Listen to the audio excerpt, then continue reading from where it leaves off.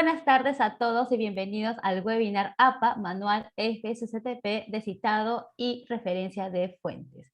Hoy tenemos a cargo de la sesión a la profesora Lorena Ábalos, quien es responsable del área de biblioteca, y al profesor Luis Felipe González del Riego, quien es responsable del área de investigación de pregrado. Ambos pertenecen a la unidad de investigación de la facultad y también van a presentarnos el manual de APA, documento guía para el registro de fuentes de información y redacción de publicaciones académicas. Buenas tardes, Lorena y Luis Felipe, bienvenidos. Buenas tardes, ¿qué tal? ¿Qué tal? Muy bien, si tienen chicos alguna pregunta, por favor no duden en escribir en los comentarios, yo voy a estar atenta para poder decirlas al final de la exposición. ¿En qué se basa este manual? ¿Cómo está estructurado? ¿Y de qué manera va a ayudar a toda la comunidad universitaria? Pues aquí Luis Felipe y Lorena nos comentan. Luis Felipe, iniciamos contigo. Muy bien, muy buenas tardes con todos. Muchísimas gracias por estar aquí. Vamos a empezar compartiendo el PPT que hemos preparado junto con Lorena.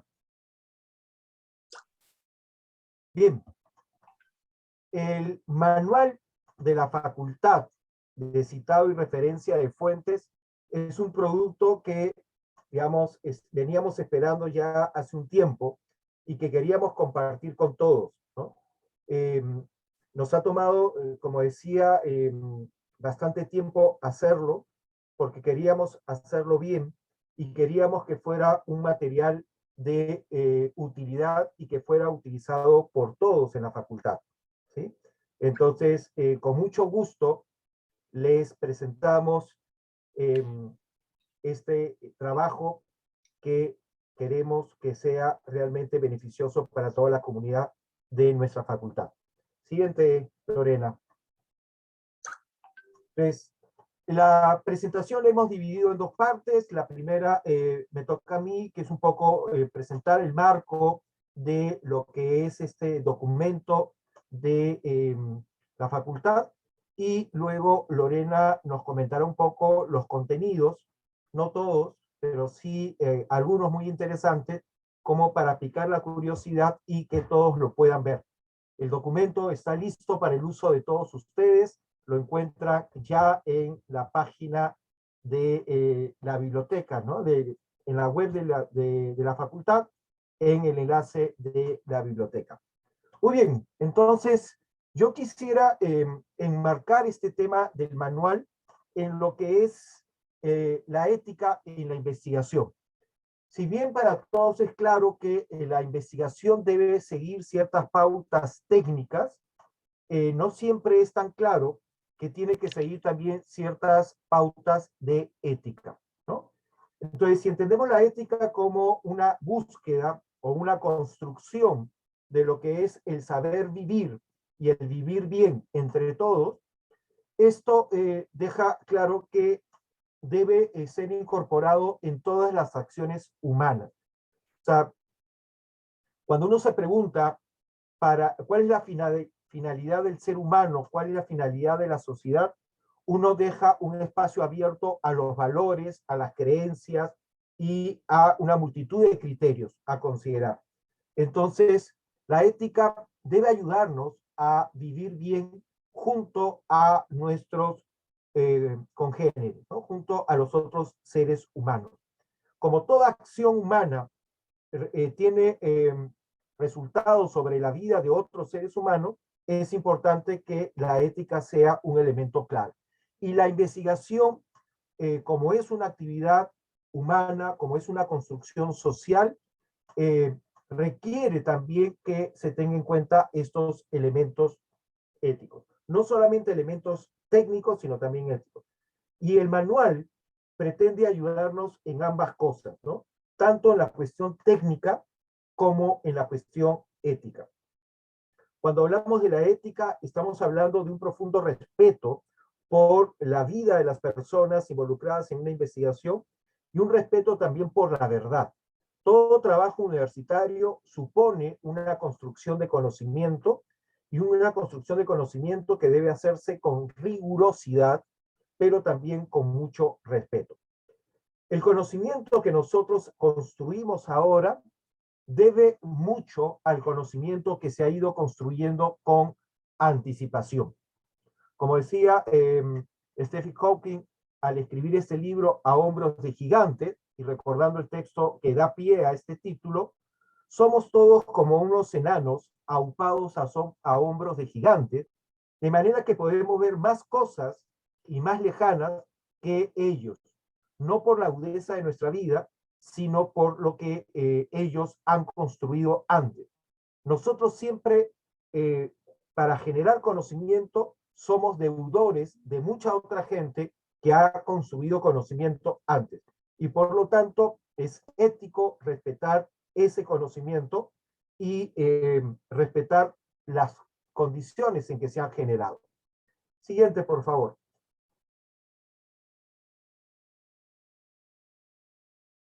Muy bien, de esa manera es vital plantearnos algunos aspectos éticos en la investigación, ¿no? En primer lugar, la transparencia en la investigación. Toda investigación científica debe estar sometida a una revisión por parte de los pares. Por lo tanto, toda nuestra investigación tiene que ser transparente, dejando claro cuáles son nuestros objetivos, la metodología, los resultados obtenidos, para que otros revisen, para que otros, digamos, buscando mismos objetivos, utilizando la misma metodología, verifiquen que lo que se ha trabajado corresponde con la verdad. Lejos están los temas de la manipulación para que nuestra investigación dé como resultado lo que nosotros queríamos.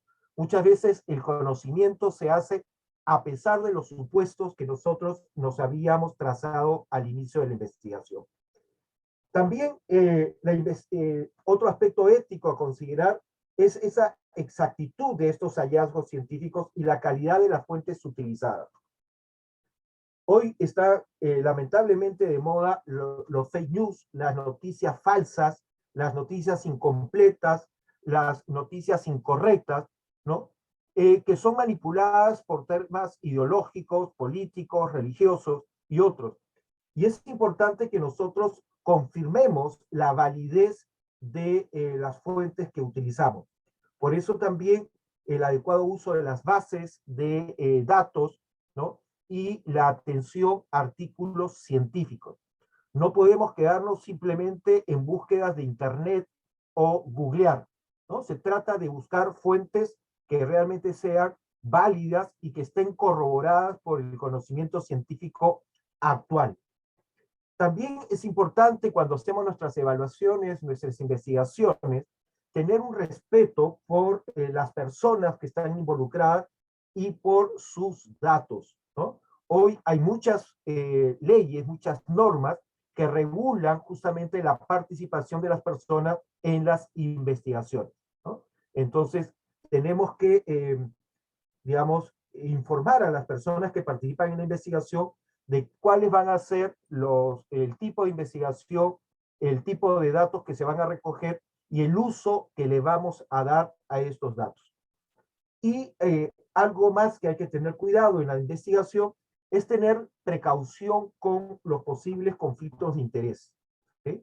La academia, la universidad, busca la verdad más allá de intereses económicos o políticos. Sin embargo, todos estamos, digamos, influenciados y marcados por los contextos en los que hacemos nuestra investigación. Hay que ser conscientes de ello y tratar de responder, digamos, con transparencia en nuestras investigaciones. Siguiente, por favor.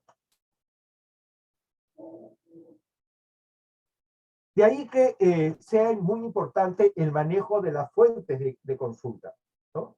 Entonces, un primer aspecto es manejar rigurosamente estas fuentes y comunicarlos de manera adecuada. Y es aquí donde van a aparecer los manuales de estilo o los manuales de publicación, ¿no? Son herramientas que ya existen desde hace un buen tiempo, y hay muchas, ¿no? Que nos permiten, digamos, entendernos cuando estamos comunicando nuestro conocimiento. Cada persona que investiga puede ir creando sus propios códigos, sus propios términos, sus propios conceptos, y si fuera así siempre, sería imposible entendernos y poder trabajar de manera cooperativa en la investigación científica. Hoy la investigación es un trabajo cooperativo, es un trabajo que se realiza en comunidades de conocimiento y por eso es importante que manejemos un lenguaje y un estilo, digamos, estándar, ¿no? Y eso es lo que manejamos a través de la técnica que nos brindan estos materiales. Otro elemento importante a tener en cuenta en el manejo de las fuentes de consulta es el respeto por la propiedad intelectual, ¿no? Y el reconocer el aporte de otras personas. Y aquí también es, digamos, importante que tengamos en cuenta que hay estándares en la investigación y que la investigación se hace en coordinación, en colaboración con la comunidad científica. La lectura de los artículos que se publican lleva justamente a garantizar que lo que se publica es de calidad y que cumple esos estándares de rigurosidad. Hoy también se pone en tela de juicio, digamos, si la propiedad privada ¿no? de la propiedad intelectual es más importante, por ejemplo, que la producción de conocimiento. Entonces, hay corrientes que abogan más por la defensa de la propiedad intelectual y otros que abogan más por la difusión del conocimiento para una producción de conocimiento aún mayor. Siguiente, por favor. Como una ayuda para el manejo de las fuentes es que aparece los manuales de publicación. Hay diferentes áreas de conocimiento. Nosotros nos enmarcamos en la investigación en ciencias humanas y ha destacado sobre otras producciones, otras herramientas, el material publicado por la Asociación Americana de Psicología. Esta Asociación Americana de Psicología, que nosotros conocemos como APA por sus siglas en inglés, comenzó sus funciones en 1892 con 26 psicólogos que de alguna manera querían hacer frente al avance del psicoanálisis y querían hablar de la nueva psicología o de la psicología, digamos, exacta, precisa, con herramientas cuantitativas claras, ¿no? Desde 1923, esta asociación se involucró en tareas de publicaciones, ¿no? Con algunas revistas. Y poco a poco, al estar publicando estas revistas, se dan, digamos, con la tarea complementaria de fijar ciertas condiciones para que todo el público entendiera lo mismo de lo que se estaba publicando y de lo que se podía leer ahí, ¿ya? Es de esa manera que van apareciendo pequeños manuales de publicación al interior de la asociación que tenía que ver con las pautas de la publicación de sus revistas. Recién en 1952 se publica el primer manual ya para el uso externo. Fue una separata dentro de una de sus revistas, tenía 61 páginas, y fue un aporte justamente para todos aquellos que querían, digamos, publicar o compartir los avances del conocimiento. Esto, digamos, ha ido cambiando con el tiempo. Esta primera publicación se actualizó en el 57, en el 67, y luego aparecieron la segunda edición, la tercera, y actualmente estamos en la 7ª edición en inglés, que se publicó hace un par de años. Y para el idioma español se han hecho menos publicaciones. Recién estamos en la 4ª edición que acaba de publicarse en este año. Siguiente, por favor. Y es de esta fuente, de la 4ª edición en español, que nosotros hemos construido el manual para la facultad. ¿Sí? Cada organización, cada universidad, cada lugar de investigación puede ir fijando algunos detalles en cuanto a cómo publica los resultados de sus investigaciones, ¿no? De esa manera, en la Facultad de Ciencias de la Comunicación, Turismo y Psicología, se ha considerado que lo que aporta el manual de APA, de la cuarta edición en español, es la mejor herramienta para poder trabajar nosotros nuestras publicaciones. Sin embargo, hay pequeñas diferencias en cuanto a la forma de presentar los trabajos, ¿no? Son pequeñas diferencias que tienen que ver un poco con la tradición de la universidad y con, digamos, la presentación de sus documentos. Todo documento publicado por la universidad habla del prestigio, de la imagen de la universidad. Y entonces hay que cuidarlo y todos somos responsables de ello. La publicación que estamos haciendo y que estamos presentando ahora ha sido el fruto de un trabajo conjunto. Primero fue una comisión, un grupo de profesores, luego nos involucramos cuando apareció el área de investigación de pregrado.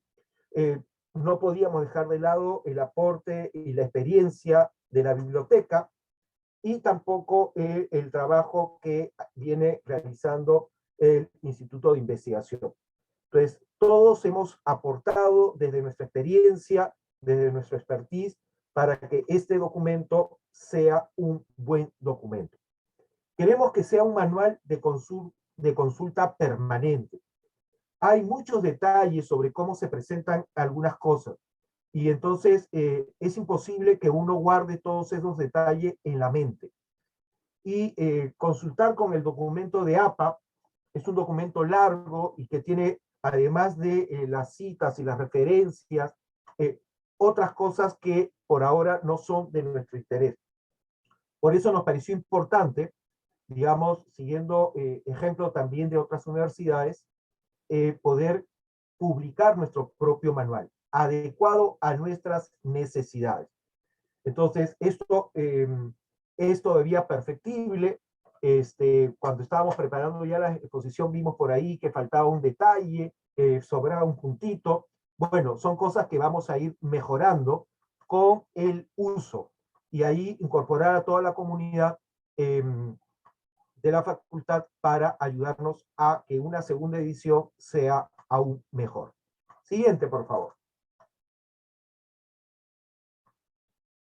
Muy bien. Voy a presentar cuáles son los elementos centrales de este manual, para qué nos sirve y por qué vale la pena tenerlo siempre a la mano, tanto profesores como estudiantes, y que sea este manual el que nos ayude a entendernos y a mejorar la presentación de todos nuestros materiales académicos. Este manual no incluye todo lo que está en el manual de APA, solamente nos hemos referido a algunos capítulos que tienen que ver con la presentación formal de documentos, con lo que es la citación y lo que son las referencias. Entonces, muchas veces nos preguntamos, a ver, ¿de qué tamaño de hoja presentamos nuestro trabajo? ¿Cómo son los márgenes, espacios? Todos esos detalles que tienen que ver con la presentación se están colocando en este manual. Entonces, todas las tesis, todos los trabajos finales de cada curso deben presentarse siguiendo estas pautas. ¿Sí? Cada vez que los profesores requieran un trabajo formal de sus estudiantes, deben señalar que la presentación debe cumplir con las pautas señaladas en este manual. Entonces, aquí encuentran ustedes, como decía, tamaño de hoja, márgenes, espaciado de las líneas, sangrías, el tipo de letra, la paginación, abreviaturas, cómo se presentan las tablas, las figuras, cómo es la portada, ¿sí? Es terrible a veces cuando vemos trabajos muy bien hechos, pero la portada tiene algunos errores donde faltan datos importantes y entonces desmerece la calidad del trabajo. Entonces tenemos todos que, digamos, tener mucho cuidado en que esos detalles de presentación correspondan con la calidad de las investigaciones que hacemos. ¿De acuerdo? Entonces, la mayoría de estas pautas están guiadas por lo que dice el Manual de Publicaciones APA. Hay detalles que nosotros hemos hecho propios de la universidad, como por ejemplo la justificación de los textos, ¿no? APA señala que todo debe estar hacia el lado izquierdo. nosotros consideramos que debe justificarse los textos, y en tablas y figuras, APA también coloca todo hacia el lado izquierdo. Nosotros consideramos que se ve mejor en centrado, ¿no? Muy bien. Hay dos capítulos más, uno que tiene que ver con la citación y el otro con las referencias. Para la presentación de estos otros dos capítulos, los dejo con Lorena.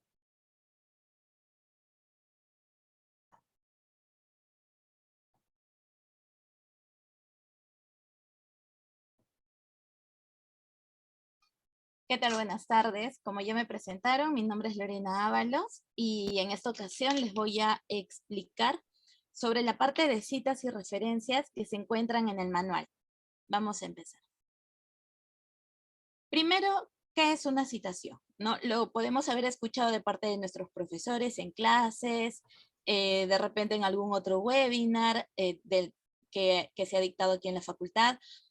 Lo importante es saber que una citación es una herramienta que va a permitir tomar ideas de otros autores, a fin de hacer uso de ellas en la producción de un material propio. Hay que tener en cuenta que citar es sumamente importante. ¿Y por qué es importante considerarlo dentro de nuestros trabajos académicos? Porque evidencia cómo se relaciona tus aportes con los contenidos. Además, no solamente esta relación, sino también que le vas a otorgar los créditos a los autores de las fuentes consultadas. Es decir, vamos a decirlo de esta otra forma. Esto, que no es mío, le corresponde a tal autor. Eso es citar, darle los créditos a quien le corresponden las ideas, respetar sus derechos, ¿no? Como lo que acaba de mencionar Luis Felipe, es una cuestión de ética, darle los créditos a quien corresponde. Cada una de las obras citadas dentro de un trabajo académico de investigación tiene que aparecer en la lista de referencias al final de dicho trabajo. Y en el manual lo que voy a encontrar es precisamente eso, cómo debo plantear estas citas. Empezamos esta parte de citación mostrando lo que es una citación parentética y una citación narrativa. No solamente vas a encontrar los ejemplos, sino que también vas a encontrar una descripción de ellos para saber a qué se refiere cada uno de estos puntos, y obviamente acompañado de los ejemplos para que pueda haber una mejor comprensión del manual. Por ejemplo, tenemos aquí, ¿no?, la citación parentética, donde los datos del autor, el apellido del autor, va al final del texto que está siendo citado, entre paréntesis, acompañado del año de la publicación y, en este caso, la página donde se encuentra el texto. Todos estos datos separados por comas. A esto se le llama una citación parentética. Y cuando hablamos de citación narrativa, empezamos con el apellido del autor, seguido o acompañado del año de publicación del documento de donde he extraído el texto, cito el texto y al final coloco el número de páginas. A esto se le llama una citación narrativa. Ahora, no solamente vamos a encontrar los tipos de citación, sino que también vamos a poder diferenciar entre qué es una cita textual y qué es una paráfrasis. Entendamos por paráfrasis que es la generación de un texto nuevo. Usualmente, cuando revisamos los trabajos, no hay una confusión de lo que es paráfrasis, creyendo que es el reemplazo de algunas palabras o tal vez utilizar sinónimos de determinadas palabras, ¿no? Eso no es una paráfrasis, es leer un texto, leer a un autor y obviamente a partir de una idea generar un texto nuevo. ¿Tiene que ser citado una paráfrasis? Claro que sí, porque me estoy basando de la idea de un determinado autor, de una determinada persona. En cambio, las citas textuales tiene que ser tal cual lo dijo el autor, lo tengo que colocar dentro de mi trabajo. Citas textuales o citas directas también se les llama, tiene que aparecer tal cual lo mencionó el autor. Ahora, este tipo de citas textuales se pueden presentar como citas cortas y citas largas. Sabemos que las citas cortas implican un número de palabras menor a 40, tiene que aparecer dentro del texto y entre comillas, y las citas largas se retiran del texto, se ponen un bloque aparte con una sangría de 1.27 centímetros. Todo esto se te va a explicar en el manual, todo esto está considerado ahí. Ahora, en la experiencia docente que tenemos con Luis Felipe y otros colegas, sabemos que en clases hacen preguntas, ¿no? Como por ejemplo, profesora, esta cita de este autor tiene este error, ¿puedo corregirlo? ¿No? ¿Y por qué vienen estas dudas precisamente porque se les explica que una cita textual implica copiarlo dentro de mi trabajo y citarlo, tal cual se encuentra el texto. Entonces vienen este tipo de preguntas. Profesora, hay una parte de esta cita que quiero omitir. Este fragmento quiero quitarlo porque no contribuye mucho a lo que estoy presentando. ¿Puedo hacerlo? ¿No? O de repente, profesora, si le agrego esta palabrita, voy a entender mejor o se va a entender mejor la cita que estoy presentando. ¿Puedo agregar la palabra o puedo agregar esta información? Y también viene la otra parte, ¿no? Quiero enfatizar, esta cita es importante, pero este fragmento es tan importante que quiero resaltarlo. Como les digo, todas estas interrogantes vienen precisamente desde el punto en que uno les dice, una cita textual es tal cual lo dijo el autor. Entonces, encuentran tantos casos que empiezan a interrogarse. La respuesta a todas estas preguntas es sí. Puedes corregir un error de una cita, puedes omitir un fragmento, puedes agregar información y también puedes enfatizar, pero no lo vas a hacer como tú creas conveniente. Tienes que hacerlo como te indica el manual, como te indica APA. Y precisamente estas partes hemos extraído y las hemos contemplado en el manual para que de manera rápida puedas encontrarlas y puedas contemplarlas dentro de tu trabajo al momento de elaborar. Ahora, una de las diferencias en cuanto a citas, después vamos a hablar de referencias, en cuanto a citas, en base a la edición anterior, es la siguiente. En la 6ª edición en inglés, que es la 3ª en español, la anterior, indicaba que cuando nosotros colocábamos una cita, podíamos mencionar hasta 5 autores dentro del texto. Hasta 5 autores. Y si citábamos nuevamente esta fuente, pues ya recién colocábamos al primer autor seguido de la palabra al. Uno de los cambios para esta nueva edición es que citas de fuentes con 3 autores o más, desde la primera vez en que lo citas, tienes que colocar al primer autor seguido del término et al. Nosotros conocemos el ejemplo que se está colocando aquí, conocemos a este autor, ¿no? Más conocido como Sampieri, pero el apellido es Hernández Sampieri, ¿no? Que es el autor del libro Metodología de la Investigación. Este autor tiene 2 coautores que vienen a ser Fernández y Baptista. Entonces, en una edición anterior hubiéramos tenido que mencionar a los 3, pero para esta edición basta con mencionar a Hernández Sampieri, seguido de la palabra et al, y citamos, desde la primera vez en que se menciona. Y esto nos va a llevar a las siguientes preguntas, ¿no? ¿Qué sucede si 3 o más autores de diferentes fuentes coinciden en apellido y año? Porque claro, antes podía haber la diferencia desde la primera vez en que los considerábamos, pero ahora ya no es así. Entonces, ¿qué pasa si coinciden en apellido y año? Se puede confundir. Vas a tener respuesta a ello porque hay formas de marcar la diferencia. Entonces, sí se puede hacer. Ahora, otra de las tantas preguntas que hacen en cuanto a citas es, profesora, no tengo un autor o el nombre de una persona. El autor parece ser una institución, una universidad. ¿Qué hago ahí? ¿No lo considero? No, sí lo tienes que considerar. Hay algo que se llama autor corporativo, entonces tienes que considerarlo. ¿O qué pasa si no hay autor o fecha? ¿Cómo lo debo poner? También lo vas a encontrar en el manual. ¿Debo considerar una cita si es producto de una llamada, un correo electrónico? ¿Lo debo citar? Claro que sí, tienes que citarlo y también te lo presentamos aquí. Una pregunta muy, muy recurrente que se hace muy a menudo, incluso ayer conversaba con un profesor de turismo al respecto, es, ¿puedo contemplar una cita de cita? ¿A qué me refiero con esto? Les pongo el ejemplo. Yo, Ábalos, estoy haciendo un documento, ¿no? Y cito a González del Riego, el documento que él ha presentado, lo cito a él, ¿no? Según González del Riego, X, Y, Z. Y Shirley Jara empieza a hacer un documento, encuentra el mío y le gusta lo que dice González del Riego. Entonces ella pone, según González del Riego, en Ábalos, ¿no? Es una cita de cita. ¿Está bien hacer eso? No vamos a hablar de si está bien o está mal, si está correcto o está incorrecto. Lo que tenemos que hacer en esos casos es buscar la fuente principal, es buscar la fuente primaria. Es decir, tengo que buscar al autor González, tengo que buscarlo a él, tengo que buscar su documento, tengo que leer y tengo que citarlo a él. Eso es lo recomendado, eso es lo que tengo que hacer, buscar siempre la fuente principal. Esta pregunta es muy recurrente porque es más sencillo encontrar la idea de estar leyendo un documento, encontrar la idea de un autor y poner una cita de cita más rápido, pero en realidad lo recomendable es buscar al autor, buscar qué es lo que dijo. Y quién sabe, leyendo el artículo encuentres otros fragmentos que también te agraden y quieras citarlo y no solamente consideres lo que Ábalos considera. ¿Ok? Entonces, hay que tener en cuenta que siempre debemos buscar la fuente principal. Entonces, no considero una cita de cita. Miren, sí se puede considerar y lo vas a encontrar en el manual, pero también vas a encontrar un término subrayado que dice en casos muy excepcionales. Vamos a suponer que Jara empieza a buscar el documento de González del Río y no lo encuentra por ningún lado. No está colgado, sabe que es un libro, se va a las librerías, quiere comprarlo y no lo encuentra.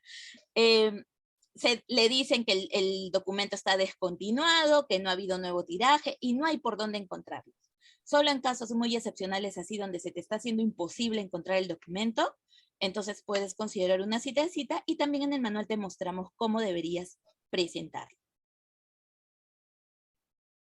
Errores muy comunes que se encuentran en el citado y hay que tener en cuenta que no deben cometerse es colocar el autor con mayúscula. No quiero resaltar el autor y lo voy a poner en mayúscula. No, no es necesario. Tienes que ponerlo en altas y bajas. Colocar el título de la obra cuando tenemos un autor. Si hay un autor, hay que considerar al autor. Mezclar distintos estilos de citado. Ya mencionó Luis Felipe los diferentes estilos que existen. Nosotros utilizamos APA y hay que basarnos, hay que consultar siempre nuestro manual o confundir el adjunto reportativo con el sujeto. Ahora, en cuanto a las referencias, ¿qué son las referencias? Las referencias es la información de la fuente citada. O sea, todo aquello que cité, ahora tengo que construir mi referencia para considerarlo al final en mi lista de referencias o bibliografía. ¿Qué cosa es una referencia? Es el conjunto mínimo de datos, ¿no? Como dice ahí, precisos y detallados, que van a permitir a mi lector identificar un documento, poder encontrar un documento. Entonces, ¿cuáles son ese conjunto de datos mínimos? El nombre del autor, el título de la obra, el año de publicación, dónde exactamente lo encuentro, etc. Vamos a ver aquí las principales diferencias porque ya hemos tenido antes webinar de cómo construir e incluso de cómo utilizar gestores que nos ayudan a poder construir una referencia bibliográfica. Hay que tener en cuenta que los gestores son ayudas y siempre tenemos que revisar que hayamos obtenido bien la referencia bibliográfica. ¿Cuáles son las principales diferencias entre la edición anterior del APA y esta nueva edición? Primero, fuentes como libros o tesis ya no consideran el lugar de publicación. Acá tenemos un ejemplo de un libro de nuestra universidad. Recuerdan que antes se tenía que poner, ¿no? González, R, tenemos ahí el autor, entre paréntesis el año, el título en cursiva, y antes de entrar al editorial teníamos que colocar Lima, 2 puntos, Universidad de San Martín de Porres, fondo editorial, ¿verdad? Ahora ya no. Antes teníamos que poner ciudades, ¿no? Madrid, Ciudad de México, Buenos Aires, ahora ya no. Obviamos la parte de ciudad y pasamos de frente a mencionar al editorial. Ese es uno de los cambios que han habido de la edición anterior a esta nueva. Otro de los cambios es el siguiente. Antes teníamos que construir la referencia con un máximo de 7 autores, ¿ok? No, es una referencia, ojo, no es la cita. En la referencia, un máximo de 7 autores. Actualmente en esta nueva edición indica que puedes registrar hasta 20 autores. Si la fuente tiene más de 20 autores, vamos a suponer 25, entonces tú tienes que mencionar a los 19 primeros, ¿ok? Luego le pones así como está aquí en el ejemplo, unos puntitos suspensivos, y terminas con el último autor, o sea, con el autor número 25, ¿no? Se mencionan hasta 20 autores. ¿Ok? Luego todos los datos que ya conocemos, por ejemplo es una revista, un artículo de revista. Seguimos con otras diferencias. A ver, cuando antes colocábamos el número DOI, que era un código que identifica al documento como único, teníamos que poner antes de este código la palabrita DOI, 2 puntitos. O si era un URL, teníamos que colocar recuperado de y luego venía la URL. Muy bien. Como en este caso ya el DOI tiene un formato de URL, ¿no? Se puede acceder como un URL. Entonces ya no es necesario poner ni DOI ni poner recuperado de. Colocamos los datos del documento, ¿no? Por ejemplo, aquí tenemos este libro de acá y de frente colocamos el DOI o en este caso que de frente hemos colocado el URL. ¿Okay? Ya no ponemos recuperado de ni DOI tampoco. En cuanto a las tesis, sí hay algunos cambios en cuanto a su estructura.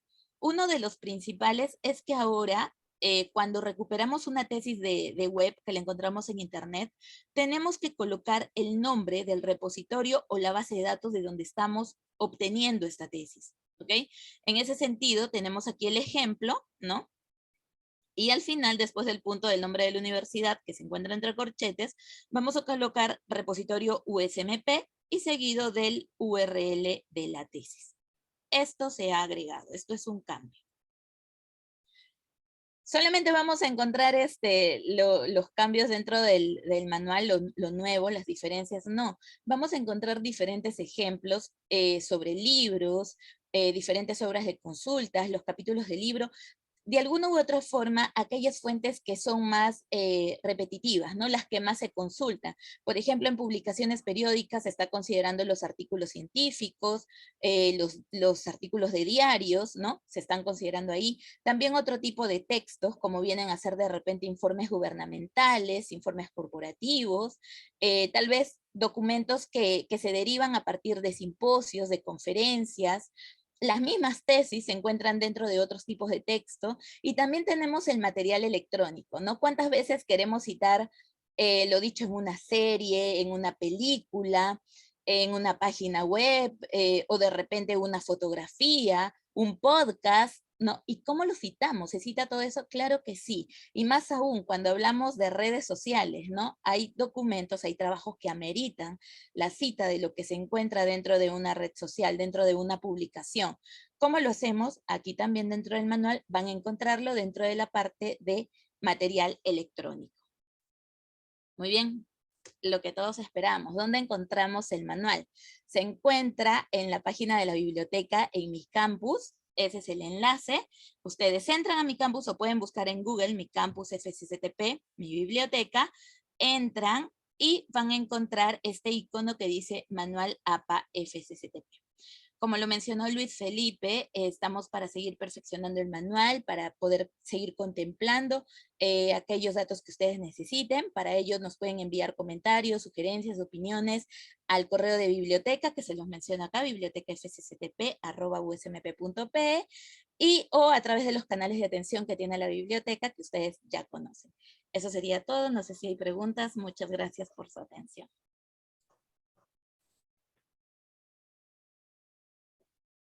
Gracias, Lorena. Gracias, Lorena y Luis Felipe, por toda la información compartida. Sí, aquí tenemos algunas preguntas. A ver, la primera es, ¿el manual FCCTP es un resumen de todo el manual APA? Bien, en realidad, como mencioné hace un rato, no es todo el manual APA, ¿sí? Es solamente los capítulos que están ligados con el citado y las referencias. El manual APA tiene otros capítulos donde se mencionan otros temas como, por ejemplo, cómo se realiza o cuál es la estructura de un artículo científico, o cosas más específicas como cómo se hace el citado de material jurídico. Entonces, el manual APA tiene más objetivos y mayor alcance del que nosotros hemos querido darle a nuestro manual. El nuestro es simplemente una herramienta que nos ayuda cómo se presentan los trabajos académicos, cómo se hacen el citado y cómo se hacen las referencias. Solamente son 4 capítulos de APA. Lo demás lo pueden consultar en el mismo manual de APA. Muy bien. Con respecto a la segunda pregunta, ¿una cita no es lo mismo que una referencia o cuál es la diferencia en general? Ok. Eso suele ser una pregunta usual o una confusión usual, ¿no? Cuando hablamos o nos preguntan, profesora, ¿cómo se construye la cita, ¿no? Del artículo o de tal cosa. Uno les explica y dice, no, no, el que va con sangría francesa. Entonces, ok, es la referencia. Son cosas diferentes. La cita es el texto que tú vas a extraer de otros autores, lo que han dicho otros autores, ¿no? El texto tal cual. Eso es lo que vas a considerar dentro de tu trabajo. Y la construcción con los datos mínimos para ubicar ese texto, esa va a ser la referencia y va a ir al final en la parte de tu bibliografía. Son diferentes. Ah, ok. Aquí vamos con la tercera pregunta. Si tengo una cita donde el autor es la universidad, ¿puedo poner USMP, es decir, las siglas, o necesariamente tengo que colocar Universidad de San Martín de Porres? A ver, esa la respondo yo. Cuando nosotros tenemos el nombre de una institución como autor, ¿no? Vamos a poner, como menciona aquí, el ejemplo de la universidad. Hay que tener en cuenta que la primera vez que aparece en la cita, tienen que colocar el nombre completo, ¿no? Vamos a imaginar que están leyendo nuestro trabajo en otro país, en otro lugar. Entonces tenemos que darle la referencia exacta, ¿no? El nombre exacto de la institución. Tendrían que considerar primero Universidad de San Martín de Porres, agregarle el USMP y ya más adelante, después de que aparece la segunda mención, ya pueden considerar solo USMP. Pero no se olviden, no solamente las siglas. Primero tenemos que mencionar el nombre completo de la institución. Claro, cuando es la primera vez. Muy bien. Aquí vamos con una cuarta. ¿El manual FSCTP se debe usar para todos los trabajos? Bien, la idea es que todos los trabajos que se vayan a publicar y todos los trabajos formales deben presentarse con estas pautas, ¿sí? Pero esto siempre estará, digamos, en el diálogo entre los profesores y los alumnos, ¿ya? Cada profesor puede señalar, digamos, qué criterios del manual se deben utilizar en los avances de los trabajos y para los trabajos finales o de cierre de curso o los que se van a publicar debe estar, digamos, debe utilizarse este manual. Entonces sí se recomienda que todo trabajo publicable y final sea con este manual. Perfecto. Bien, vamos con una quinta pregunta. Aquí tengo en el otro canal, a ver. ¿Cuáles serían las diferencias entre el manual de la USMP y el APA? Bien, como dije, el manual de nuestra facultad no incluye todos los capítulos, todos los contenidos que están en el manual APA, ¿ya? Entonces, para lo que es citados y referencias, hay total coherencia entre lo que se presenta en el manual y lo que nosotros hemos en el manual de APA y lo que nosotros hemos incluido en el manual de la facultad. Ahí no hay diferencia. Donde hay pequeñas diferencias es en cómo debe ser la presentación de los documentos.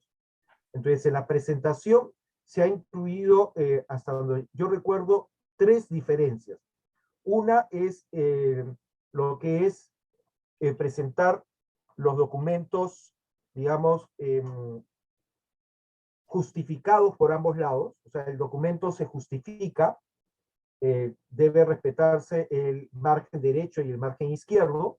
A diferencia, en APA solamente se pide que esté justificado en el lado izquierdo. Y esa es una diferencia, pero digamos, en la tradición de la universidad siempre los trabajos se han presentado con esa justificación. Y la otra diferencia tiene que ver con la presentación de las tablas y las figuras. El manual de APA señala que los títulos de las tablas y las figuras deben estar alineados hacia el lado izquierdo. En la propuesta que estamos haciendo nosotros, y también porque es un poco la tradición de la universidad, se ha considerado que los títulos de las tablas y figuras se coloque centrado. Entonces, esas son las diferencias que encontramos. Entonces, chicos, ahí vemos que son dos, como lo acaba de decir el profesor, solamente es el texto que está justificado y también con lo que es tablas, ¿no? Que es el texto que está centrado. Muy bien, aquí tengo otra pregunta. ¿Se tiene que presentar la tesis de este año con este nuevo manual? Bueno, esa es una muy buena pregunta. En principio debería presentarse con el nuevo manual, ¿sí? Porque ya está publicado, ya está conocido.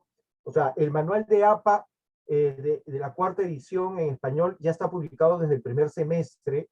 La universidad ha comprado ya algunos ejemplares para la biblioteca y, digamos, esto estaba de alguna manera ya presentado desde la séptima versión en inglés que se presentó hace un par de años. Entonces, digamos, todo está alineado a que ya se tenga que presentar con los nuevos parámetros de este manual.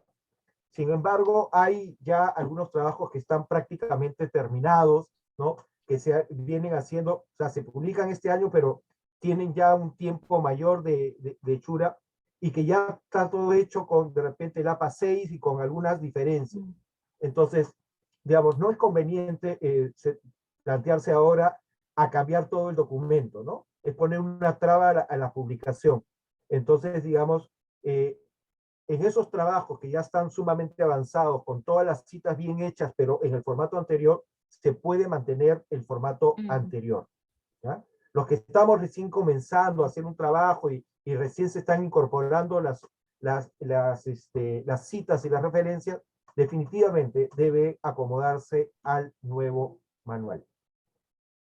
Bien, y vamos con la última pregunta. A ver, si toda la información que estoy utilizando se encuentra en Internet, ¿puedo citar esto como una página web? Shirley, si podrías repetir la pregunta, por favor. Sí, claro. Muy bien. Si toda la información que estoy utilizando se encuentra en Internet, ¿puedo citarlo como una página web? Ok, ya. Es cierto que cuando nosotros buscamos información para hacer un trabajo, ¿no? Digamos que la primera opción es buscar en Internet, ¿no? Buscar dentro de bases de datos, en recursos que se encuentran en Internet y que son, digamos, de fácil y rápido acceso. Sin embargo, no todo es página web, ¿no? Hay que considerar cuál es la naturaleza del documento que estamos revisando. ¿Es un periódico? ¿Es un blog? ¿Es una revista? Lo que estoy citando es un artículo de revista, es un libro, y nos tenemos que basar en esa naturaleza de ese documento para poder citarlo. Puedo haberlo encontrado dentro de una página web, es cierto, pero ¿cuál es la naturaleza del documento? Y esa es la estructura que tienes que buscar dentro del manual. Es un libro, voy y busco cómo se referencia un libro y construyo la referencia agregándolo obviamente el URL de dónde voy a encontrar ese libro, ¿no? Pero no todo es página web, ojo, hay que tener en cuenta de cuál es el documento que estoy citando y por ende referenciando posteriormente, ¿no?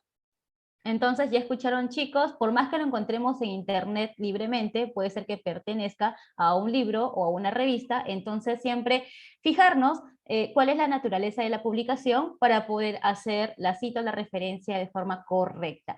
Bien, eso sería todo. Lorena, Luis Felipe, gracias por su participación. Estoy segura que todos los conocimientos que nos han brindado hoy van a servirle a todos los estudiantes, a los docentes, en especial para poder construir pues las citas y las referencias en APA. Gracias por su participación, eso sería todo. Chicos, por favor manténganse atentos a la página de la facultad para próximos eventos o próximos webinars, ¿no? Estaremos ya ahí viéndonos. Gracias por todo, que tengan una linda tarde. Chao, chao. Gracias. Okay. Nos vemos. Adiós, hasta luego, gracias.